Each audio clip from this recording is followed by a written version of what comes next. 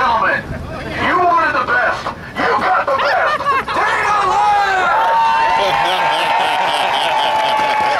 Hey!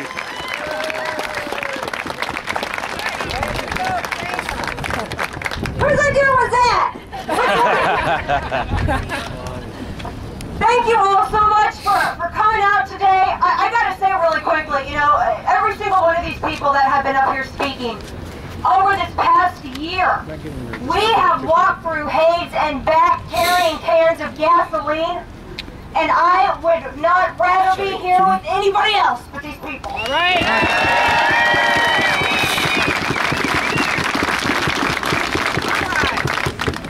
Bill Hennessy and I, when he emailed me, I told y'all I thought he was crazy. Now I know he's crazier. In a good way. 1 year ago today, it was overcast. It threatened to rain. I didn't think anybody was going to show up. I thought we were going to be made to look like some kind of joke. I thought we were alone. And that's the message that we're hearing over and over again. And you guys, you see that. Just look around. You see that we're not alone anymore. We have been told for so long. We have been beaten down. We have been beaten back. But now we see it.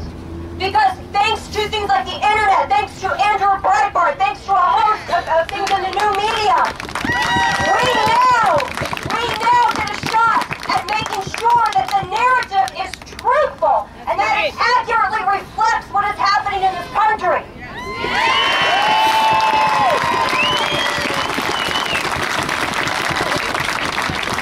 There are so many stereotypes and there is so much prejudice against conservatives and against people in the Tea Party. You want to talk about profiling? You all are profiled every single day. Right.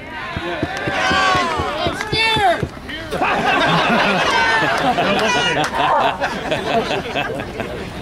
I know when I talked in CPAC, I know that the Philadelphia Inquirer and a bunch of other papers had a lot of fun when I said, we are in an ideological war. That's right, we are.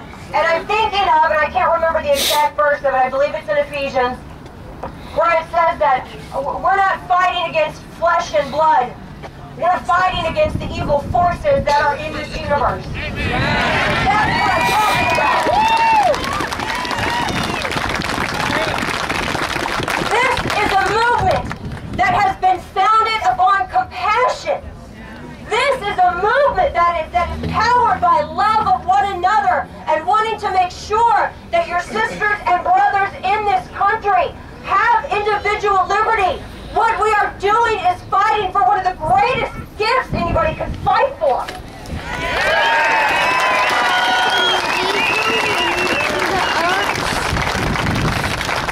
Don't let them tell you who you are or what you're all about, because you know, and we see it in the fruit of our works.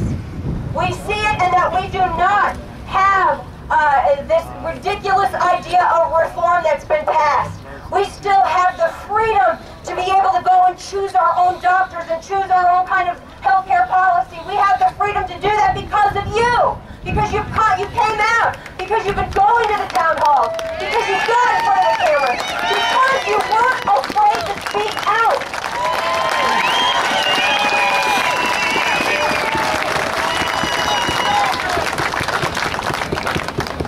I don't hate Democrats. I don't hate liberals. I just think that we have the same ends, but we have different ideas of how to achieve those ends. My mean to achieve that end is not going to infringe upon my brother's rights.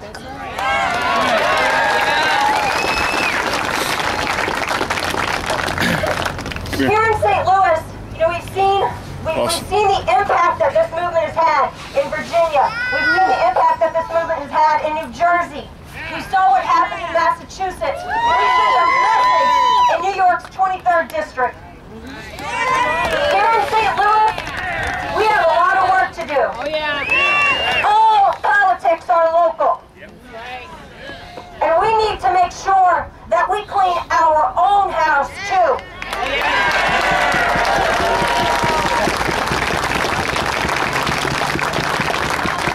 We need to make Missouri's 3rd district red. Yeah! We need to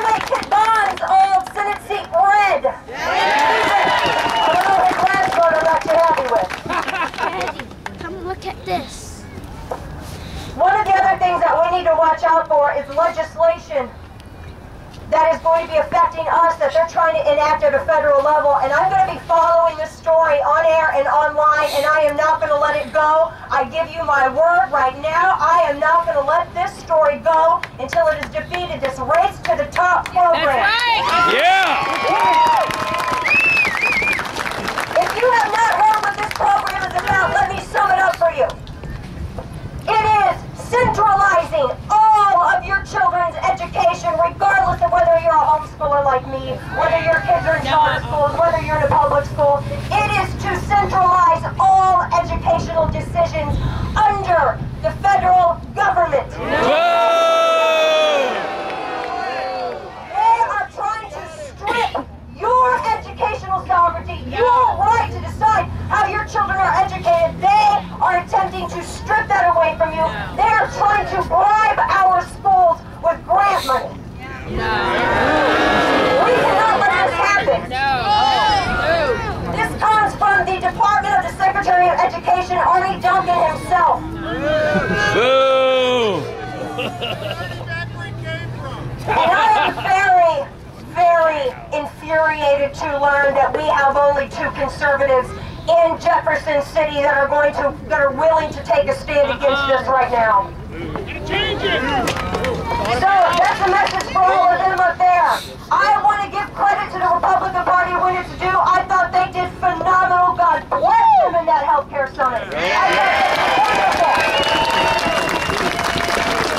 But I want to see more of it. That's right. You want to see more of it. We have a debt that is owed to us in terms of representation, and we are here to collect. Yeah!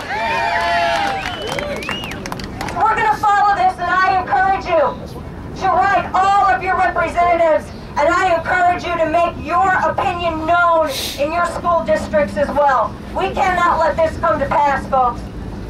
No! Now, you guys have been with us for a whole year, and I know a lot of you are tired, and I know a lot of you are standing up here cold. God bless you for that. But the battle has just begun, and I am so privileged, and I feel so blessed to be able to live in a country where we can all come together like this, and we can work to make our country better. We